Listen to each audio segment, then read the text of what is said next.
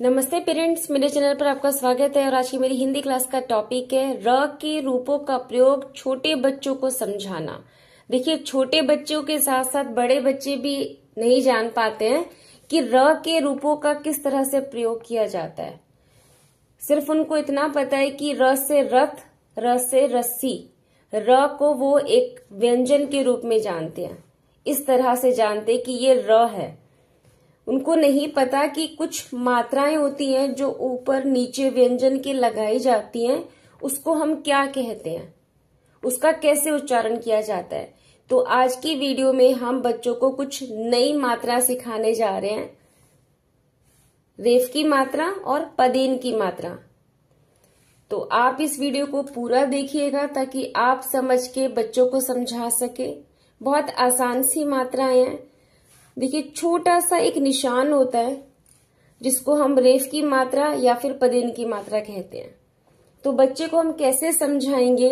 सबसे पहले हम रेफ की मात्रा से स्टार्ट करते हैं, जो कि ऊपर की तरफ लगाई जाती है व्यंजन के। देखिए, ये जो लाल रंग की मात्रा है इसी को हम कहते हैं रेफ की मात्रा, जो कि व्यंजन के ऊपर लगाई जाती है। आ की मात्रा ई, छोटी ई, बड़ी की मात्रा, छोटे ऊ की मात्रा, ये मात्राएं अलग हैं, ये स्वरों की मात्राएं हैं। बट आज हम कर रहे हैं रेफ की मात्रा। तो व्यंजन के जो ऊपर लगाई जा रही है इसको हम कहते हैं रेफ की मात्रा। तो अब इसका उच्चारण कैसे करेंगे? क्या होता है ये, इसका उच्चारण कैसे किया जाता है, क्यों लगाया गया ये व्यंजन के ऊपर? देखिए, सबसे पहला शब्द है हमारा सूर्य। सूर्य मीन्स सूरज, जो कि एक पर्यायवाची शब्द है सूरज का। सूर्य। अब इसका उच्चारण कैसे करना, इसको पढ़ना कैसे, वही हमें बच्चों को सिखाना है। तो सूर्य, क्या बोला हमने? सूर्य। सु बड़े की मात्रा लगाई और यहां पर ये य, सु य। अब ये बीच में ये जो रेफ की मात्रा है इसका उच्चारण, र का उच्चारण बीच में किया जाता है, इन दोनों व्यंजनों के बीच में। सु और य के बीच में ही र का उच्चारण किया जाएगा। तो क्या शब्द बन गया ये? सूर्य। यही बच्चे को सिखाना है कि इन दोनों के बीच में र है तो र का उच्चारण बीच में किया जाएगा। कुछ और शब्दों के जरिए, उदाहरण के जरिए हम बच्चे को पढ़ना सिखाते हैं। देखिए, कर्म, गर्व, कार्य, मार्ग, पर्दा, हर्ष, धर्म, वर्षा, बर्तन, दर्जन। अब ये तो कुछ शब्द थे जो कि हमारे लिए आसान थे पढ़ने, लेकिन हम बच्चे को कैसे सिखाएंगे? देखिए, पहला शब्द है हमारा कर्म। तो बच्चा सिर्फ ये समझता है कि क म, तो क और म ही उसको बताइए कि क और म व्यंजन है, क म उसको पता है कि कम। लेकिन ये बीच में भी तो कुछ है, तो इन दोनों व्यंजन के बीच में र आएगा। बहुत आसान तरीके से मैं समझाने की कोशिश कर रही हूँ, बच्चे के लिए बहुत इजी हो जाएगा। इन दोनों व्यंजन के बीच में ही ये रेफ की मात्रा है, तो इसका उच्चारण इन दोनों व्यंजन के बीच में आएगा। क, र, म, दोनों व्यंजन के बीच में इसका उच्चारण करेंगे हम। क म के बीच में ये र है, कर्म। आधा र, पूरा र नहीं बोलेंगे हम। अगर पूरा र बोलेंगे तो क्या बन जाएगा? क, र, म, करम। र नहीं बोलना है हमें, इसको पूरा उच्चारण नहीं करना है, छोटा सा उच्चारण करेंगे। आधा र, आधा र का उच्चारण होगा कर्म। करम नहीं बोलना है, कर्म। अगला शब्द गर्व। देखिए, ग, व, दोनों व्यंजन के बीच में ये र है, तो ग और व के बीच में र का उच्चारण आएगा गर्व। हर्ष, धर्म। सिर्फ यही बच्चे को समझाना है कि दोनों व्यंजन के बीच में इसका उच्चारण करना है, इस रेफ की मात्रा का, धर्म। अब ये व और ये र, शा, वर्षा। व और शा के बीच में र है, व शा के बीच में, तो हम यहां पर र का उच्चारण करेंगे वर्षा। कार्य, देखिए का और ये य, इनके बीच में इस य से पहले लगेगा र, कार्य। बर्तन, ब त न, तो त के ऊपर ये रेफ की मात्रा है, तो त से पहले र आएगा। इन दोनों व्यंजन के बीच में र है, यानी कि ब और त के बीच में र, तो क्या उच्चारण करेंगे हम? बर्तन। दर्जन, ऐसे ही इस शब्द में द और ज के बीच में र है, द ज के बीच में र, तो दर्जन। क्या शब्द बना? दर्जन। तो ये तो हुई आपकी रेफ की मात्रा। अगली मात्रा पर हम चलते हैं, जो कि है पदेन की मात्रा। बच्चे को ये मात्राएं एक साथ इसलिए कराइए ताकि उसको अंतर पता चल सके। एक साथ करा दीजिए, कोई दिक्कत नहीं है, कोई प्रॉब्लम नहीं है, लेकिन अभ्यास डेली कराना है। अगर आपने एक दिन में सब कुछ सिखा दिया और अगले दिन अभ्यास नहीं कराया तो उसका कोई फायदा नहीं है।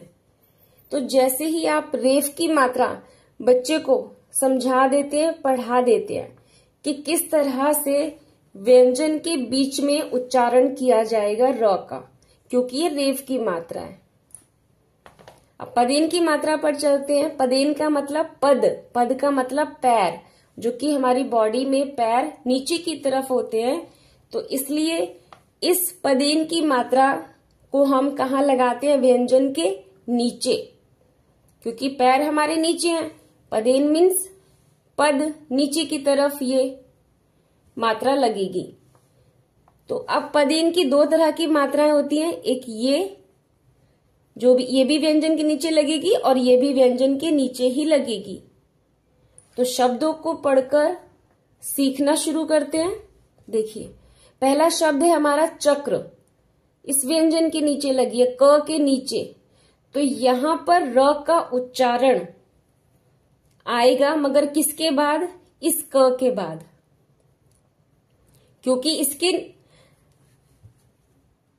रेफ की मात्रा में क्या था? दोनों व्यंजन के बीच में आ रही थी र की मात्रा, रेफ की मात्रा।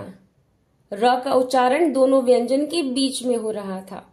यहां पर बच्चे को रुककर थोड़ा सा यही समझाना है कि चक्र में क के बाद र का उच्चारण करेंगे, और जो ये क है जिसके नीचे ये पदेन की मात्रा लगी ही है, इसको हम कैसा बोलेंगे? आधा क, छोटा क, छोटी सी ध्वनि निकलेगी क की। देखिए, चक्र, चक्र, ये बच्चे को उच्चारण करके हमें बताना होगा। तो कुछ शब्द पढ़ते हैं हम। उम्र, व्रत, क्रम, ग्रह, ग्राम, वक्र, भ्रम, प्रदेश, मद्रास, प्रहरी। अब ये शब्द तो हमने आसानी से पढ़ लिए, अब बच्चे को हम कैसे समझाएंगे? देखिए,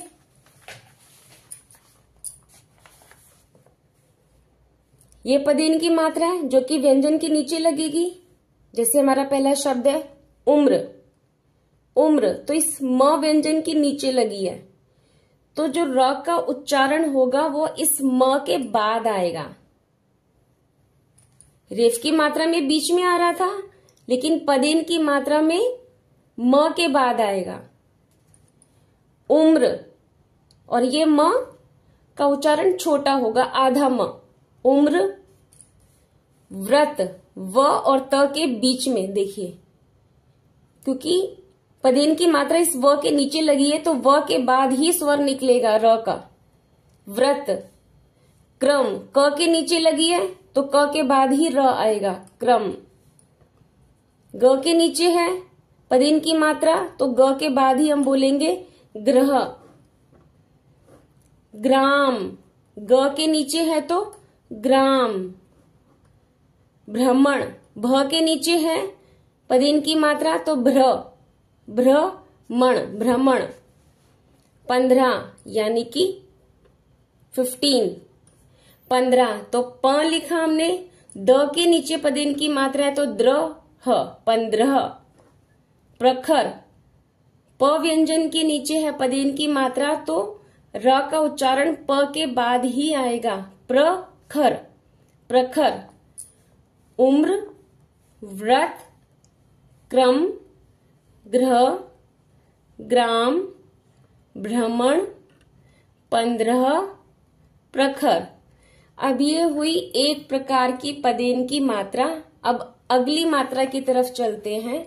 ये भी पदेन की मात्रा है जो कि व्यंजन के नीचे लगाई जाती है। कुछ इसके शब्द भी देख लेते हैं।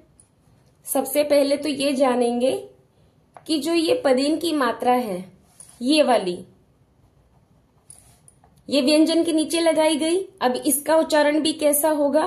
देखिए, जो ट व्यंजन है वो आधा ही बोला जाएगा और फिर र का उच्चारण करेंगे और ये क, ट्रक।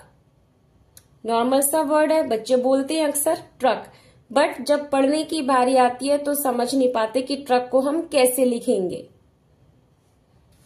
अब ट्रक के बाद कुछ और उदाहरण है। ट्रेन, ट्रक, ट्राम, राष्ट्र, ड्रम, ड्राइवर, ड्रामा, महाराष्ट्र, राष्ट्रगान, राष्ट्रीय। अब ये शब्द हमारे लिए पढ़ना आसान है। अब बच्चे को कैसे क्लियर करेंगे, कैसे बताएंगे कि इस पदेन की मात्रा का उच्चारण किस व्यंजन के बाद आएगा। देखिए, पहला शब्द है ट्रक, तो ट व्यंजन के नीचे लगी है तो ट के बाद ही र का उच्चारण हम करेंगे। और ट कैसे बोला जाएगा? आधा। इसका मतलब ये आधा ट है। ट्रक, ड के नीचे पदेन की मात्रा तो ड के बाद ही र का उच्चारण होगा। ड्रम, ट के नीचे पदेन की मात्रा तो ट के बाद ही र का उच्चारण करेंगे। राष्ट्र, ड्रामा, ड के नीचे तो ड के बाद ही र का उच्चारण करेंगे। ड्रा, देखिए आ की मात्रा ये, माँ, ड्रामा। ड्राइवर, बहुत कॉमन सा वर्ड है, बच्चे गड़बड़ करते हैं लिखने में। देखिए, ड के नीचे पदेन की मात्रा है तो आधा ड, ड्रा, आधा ड, छोटा सा ड बोलेंगे। ड्रा, ई व र, ड्राइवर। ट्रक, ड्रम, राष्ट्र, ड्रामा, ड्राइवर। तो इस तरह से आपका बच्चा र के रूपों का प्रयोग रेफ की मात्रा और पदेन की मात्रा के रूप में आसानी से समझकर शब्दों को पढ़ना और लिखना सीख सकता है। सिर्फ एक बात का ध्यान रखिए कि बच्चे को डेली अभ्यास कराइए। एक साथ करा दीजिए तीनों मात्राएं, कोई प्रॉब्लम नहीं है।